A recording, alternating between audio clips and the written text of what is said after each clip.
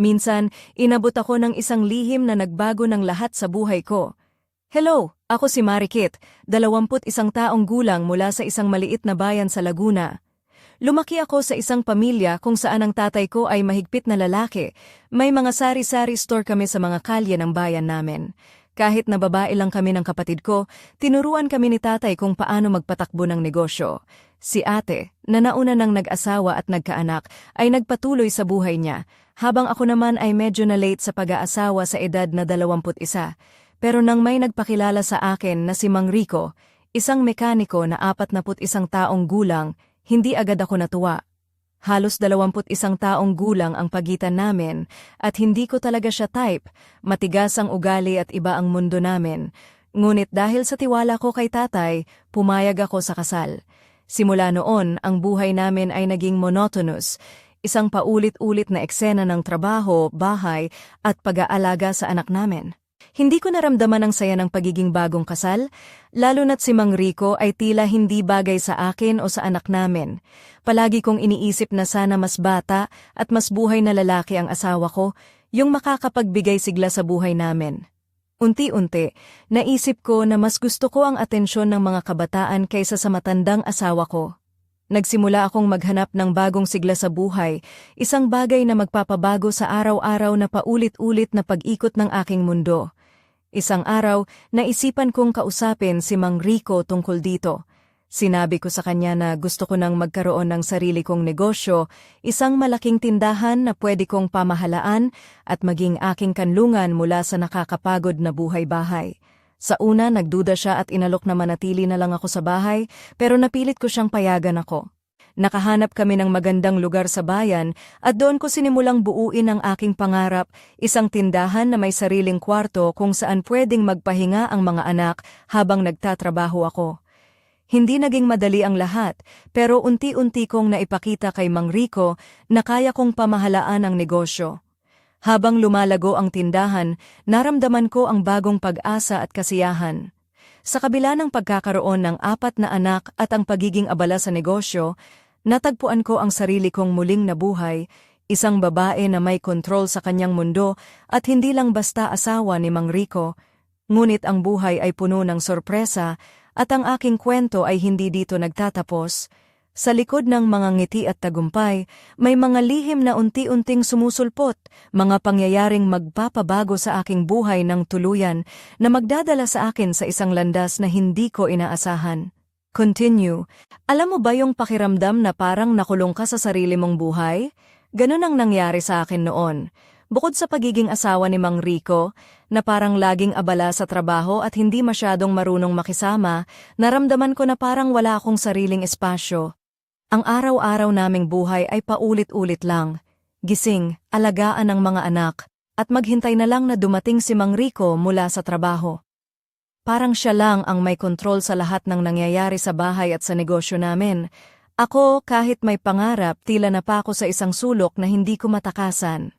Hello, ako si Marikit, 21 taong gulang nang maipakilala sa akin si Mang Rico, isang mekaniko na may edad na 41 mula sa bayan namin sa Laguna.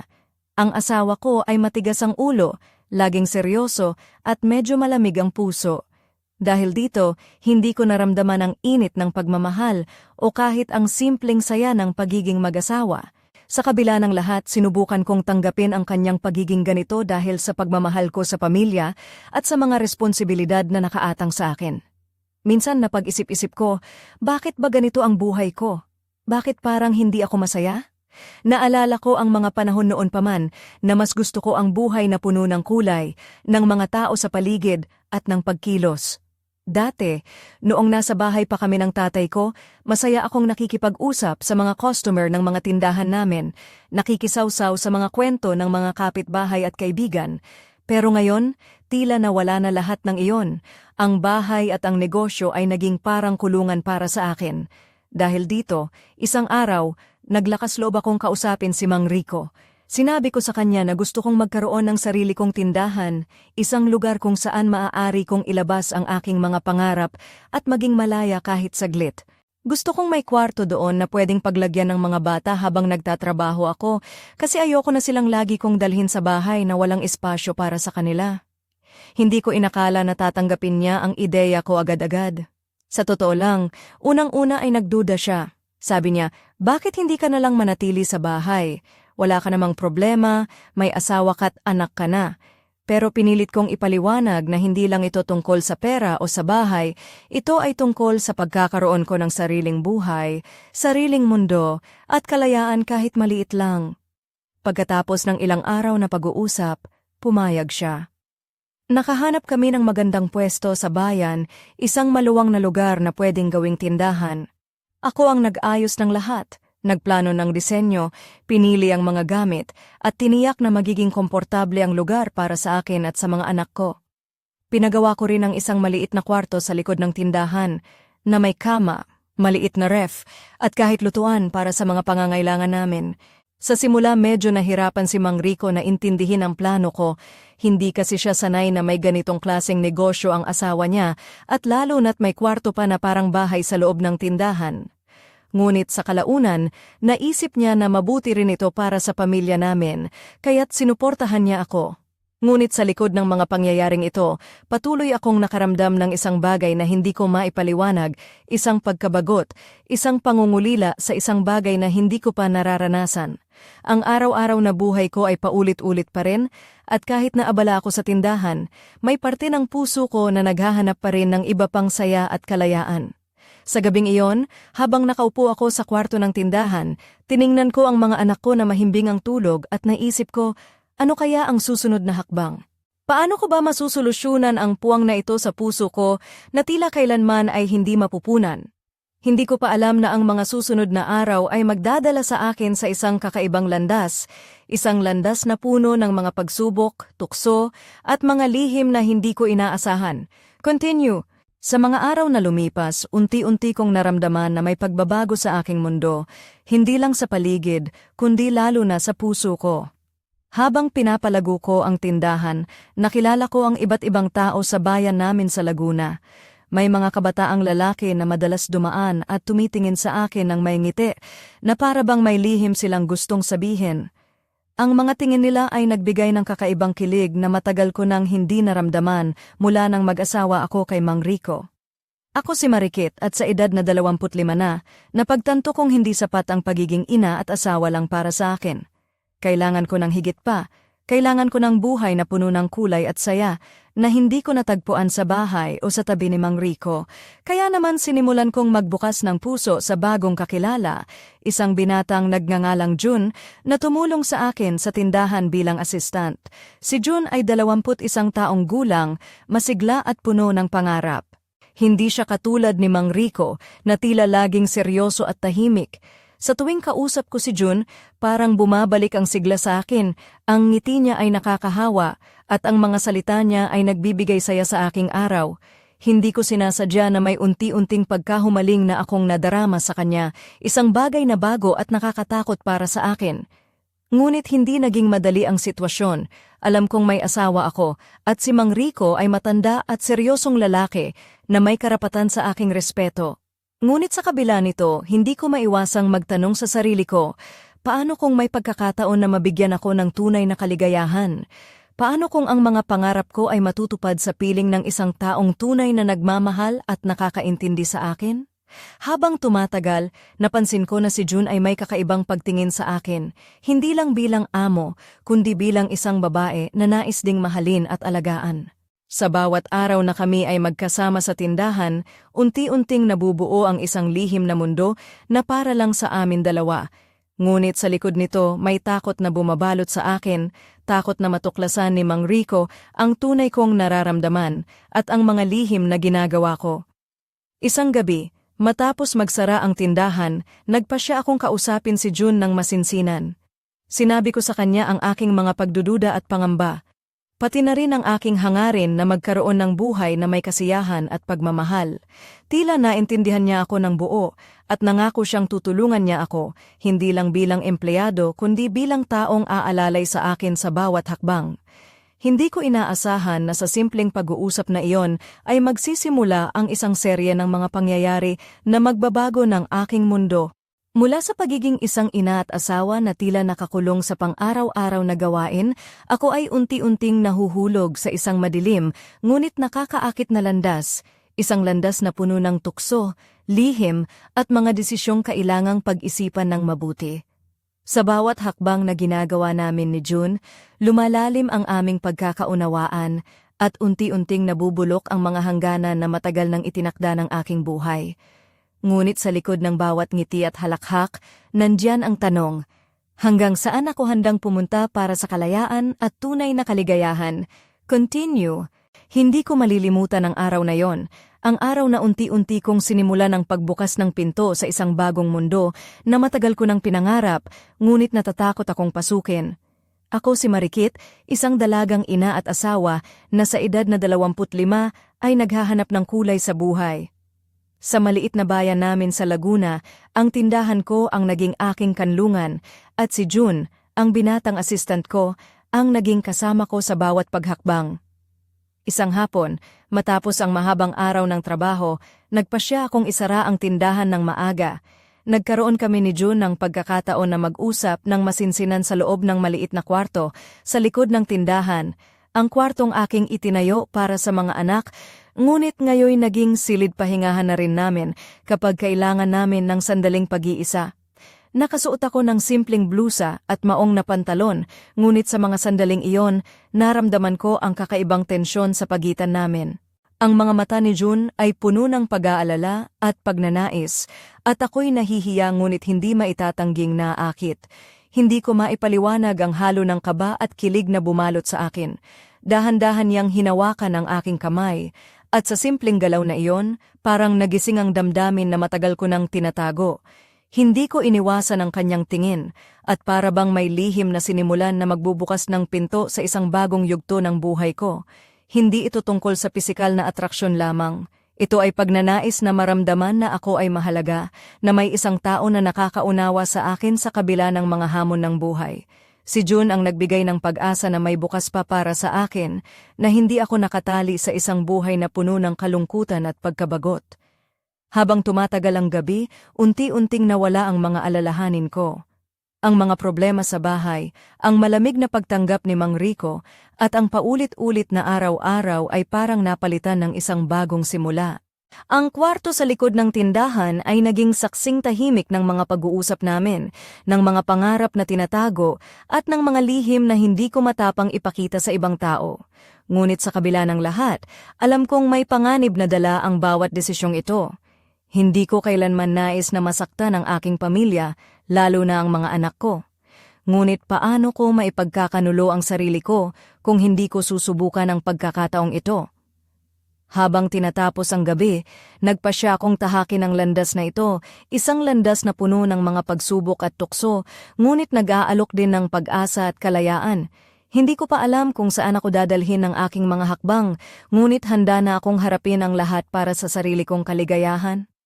Ang kwento ko ay nagsisimula pa lamang, at sa bawat araw na dumarating, lalong lumalalim ang misteryo ng aking buhay.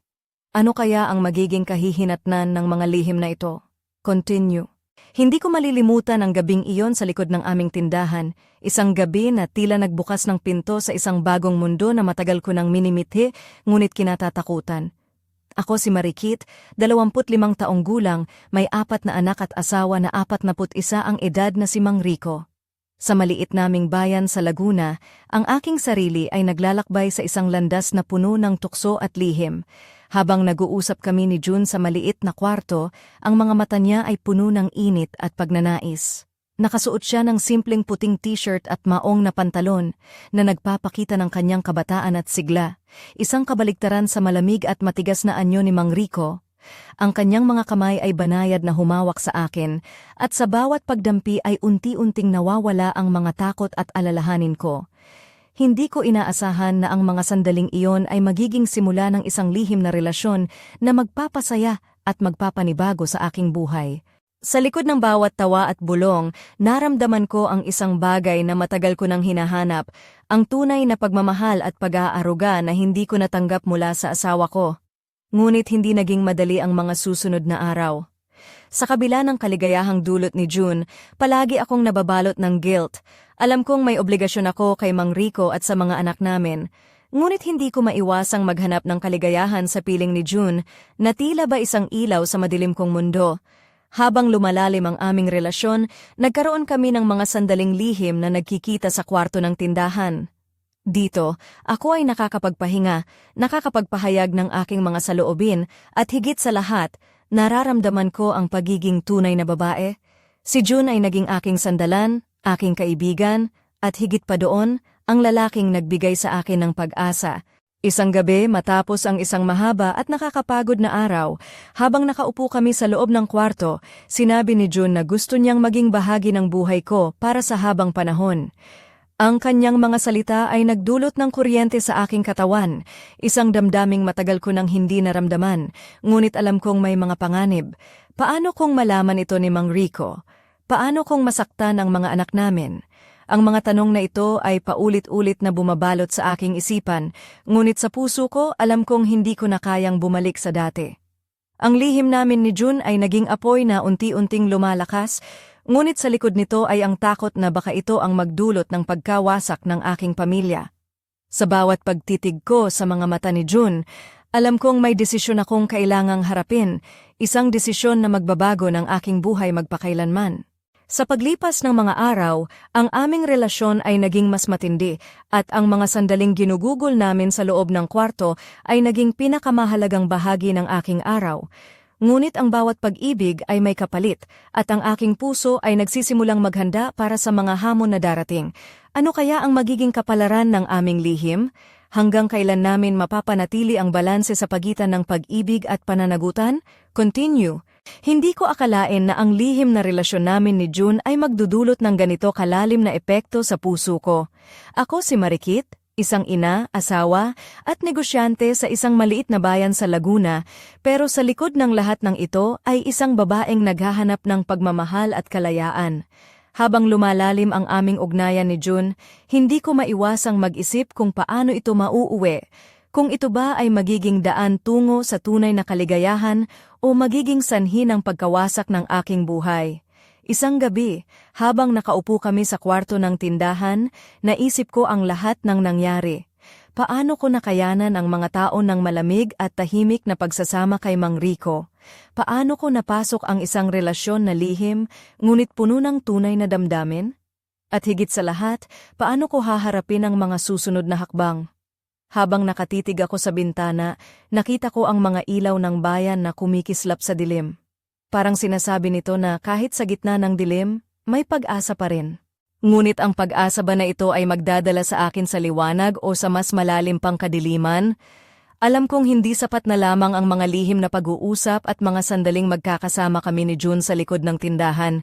Kailangan kong magdesisyon, kailangan kong harapin si Mang Rico, harapin ang aking sarili, at harapin ang mga posibleng kahihinatnan ng aking mga ginawa. Sa isip ko, paulit-ulit ang tanong, paano ko ba susuungin ang katotohanan? Paano ko ipapaliwanag ang mga lihim na ito sa mga taong mahal ko? At higit sa lahat, paano ko mapapanatili ang mga anak ko na hindi masaktan sa gulo ng aming pamilya? Ngunit sa kabila ng mga tanong na ito, may isang bagay akong tiyak, hindi ko na kayang bumalik sa dati. Ang buhay ko ay nagbago at kailangan kong tanggapin ang mga pagbabago na dala ng aking mga desisyon. Ang mga lihim na ito ay hindi na lang basta tukso o kasiyahan, sila ay bahagi na ng aking pagkatao at aking hinaharap. Napagtanto ko rin na sa kabila ng lahat, si June ay naging dahilan upang muling maramdaman ko ang pagiging buhay. Ngunit ang pagmamahal na ito ay may kapalit, at ang kapalit na iyon ay maaaring maging malupit. Habang nagmumuni-muni ako, naisip ko na baka may paraan pa upang ayusin ang lahat, parang may maliit na pag-asa na ang lahat ay magiging maayos kung ako lang ay magiging matapang at matalino sa mga susunod na hakbang. Ngunit sa mga gabing tahimik, nararamdaman ko rin ang bigat ng aking mga lihim na unti-unting bumabalot sa akin. Ang mga mata ng mga kapitbahay, mga kaibigan, at lalo na ni Mang Rico, ay tila nakabantay, naghahanap ng anumang bakas ng aking pagbabago. Ang pagsubok sa aking katatagan ay nagsisimula na. Hanggang kailan ko mapapangalagaan ang aking mga sikreto? At ano kaya ang magiging epekto nito sa buhay ko at sa mga taong mahal ko? Continue. Hindi ko inakala na ang buhay ko ay magbabago ng ganito biglaan, parang isang bagyong dumaan sa isang tahimik na bayan sa Laguna na dati kong tinirhan. Ako si Marikit, isang ina at asawa na sa kabila ng mga pangakong binitiwan, unti-unting nawawala ang aking pagkakakilanlan. Ang lihim na relasyon namin ni June ay nagdulot ng isang napakalaking pagbabago na hindi ko inaasahan. Isang araw, habang abala kami sa tindahan, may napansin akong kakaiba sa mga tingin ng mga kapitbahay. Palaging may mga bulong-bulungan sa likod namin at parang may mga matang sumusubaybay sa bawat kilos ko. Narinig ko rin mula kay Mang Rico ang mga tanong tungkol sa mga oras na isinasara ko ang tindahan ng maaga o kung bakit lagi akong may mga kasama sa likod ng kwarto. Hindi ko na kayang itago ang mga bagay-bagay. Ang tensyon sa bahay ay unti-unting tumataas at ang mga pag-uusap namin ni Mang Rico ay nagiging malamig at puno ng alitan. Isang gabi, hindi na niya napigilan ang kanyang galit at tinanong ako ng diretso kung may tinatago akong bagay sa kanya. Ako, na dati natatakot na harapin ang katotohanan, ay napilitang magsalita. Ngunit hindi ko pa rin mailahad ng buo ang lahat. Ang buong katotohanan tungkol kay June at sa mga lihim na gabi sa likod ng tindahan. Ang sabi ko lamang ay nais kong magkaroon ng sarili kong espasyo at kalayaan na hindi ko na kaya pang itago ang mga pangarap ko. Ang reaksyon ni Mang Rico ay hindi ko inasahan. Hindi siya nagalit ng labis kundi tila nalulungkot at naguguluhan. Sa unang pagkakataon, nakita ko ang kanyang kahinaan, isang bahagi ng kanyang pagkatao na matagal ko nang hindi napansin. Ngunit sa kabila ng pag-amin ko, ang mga problema ay hindi natapos doon. Ang mga kapitbahay ay nagpatuloy sa kanilang mga tsismis at unti-unting kumalat ang balita sa buong bayan. Ang tindahan, na dati aking kanlungan, ay naging sentro ng mga usap-usapan na hindi ko gusto. Habang lumalala ang sitwasyon, napagtanto ko na hindi ko na kayang itago ang aking mga lihim.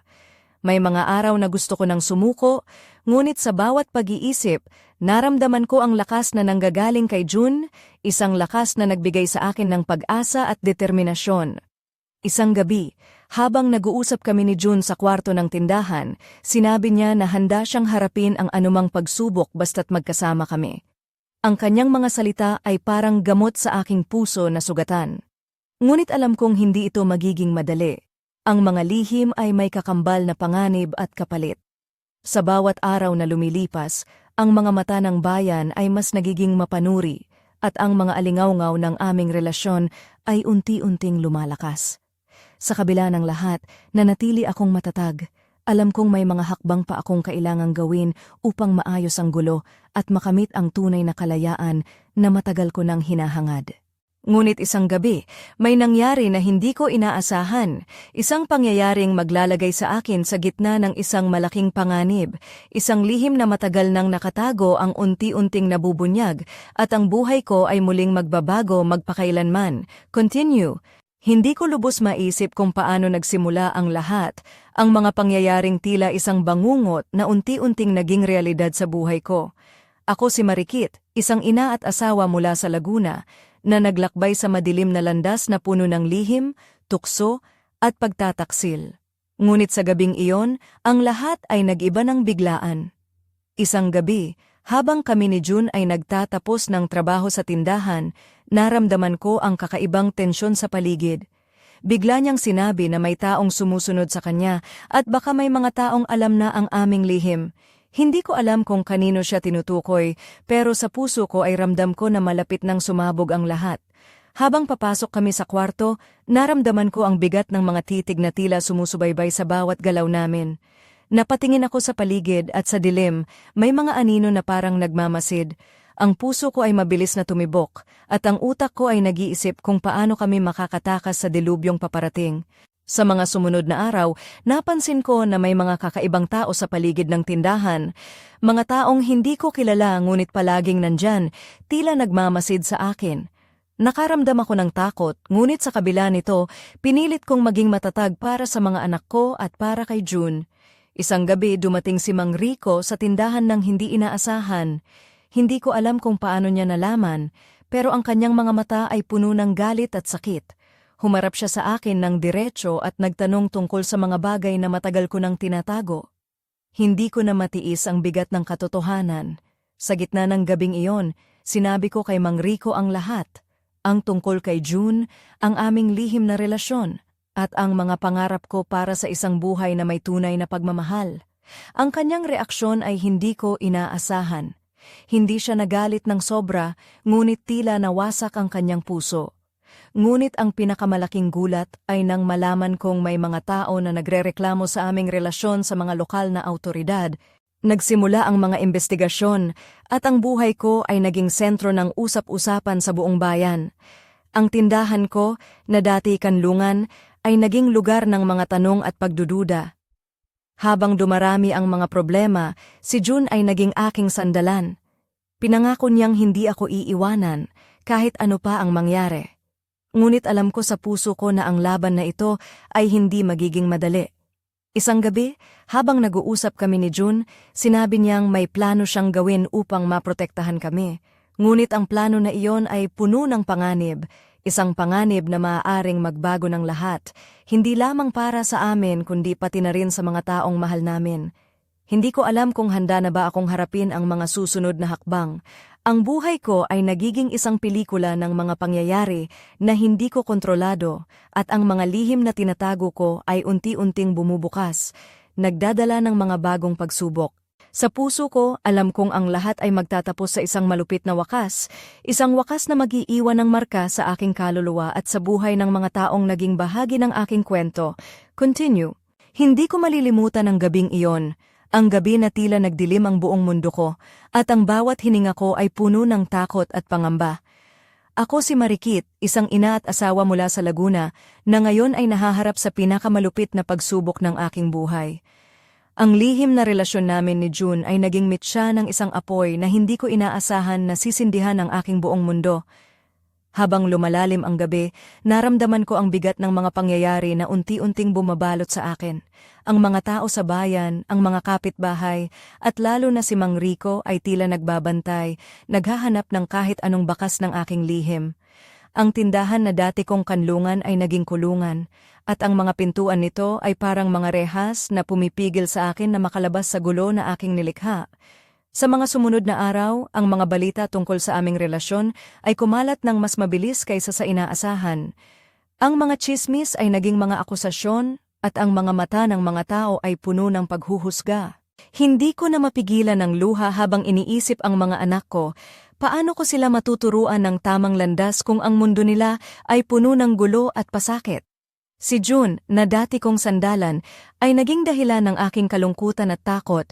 Ang aming mga lihim na sandali ay naging mga tanikala na pumipigil sa akin mula sa kalayaan. Ngunit sa kabila ng lahat, hindi ko siya masisisi. Siya rin ay isang tao na naghahanap ng pag-ibig at pagkalinga. Sa gitna ng lahat ng ito, dumating ang pinakamalupit na pagsubok, ang pagkamatay ni Mang Rico.